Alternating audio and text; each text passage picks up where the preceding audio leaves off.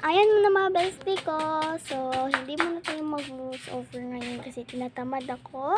Magsalita muna tayo. Dalawang voice over then I think dalawang salita lang. Start with my family. First, yung mama ko. Mama ko kasi nagtrabaho bilang sari-sari store at kaming tatlong kapatid. Ako si ate yung pinakauna, siya yung matandang kapatid namin na si Ate Lanzi. Ako na naman yung pangawalawa. Ako naman si Brielle. Tatlong kapatid ko, ang bunsong kapatid ko nga si Amara. At may dalawang cousin ako. Ang matandang cousin ko ay si Kaisen. Dalawang bunso naman niya ay si Ate. Then, isang tita ako.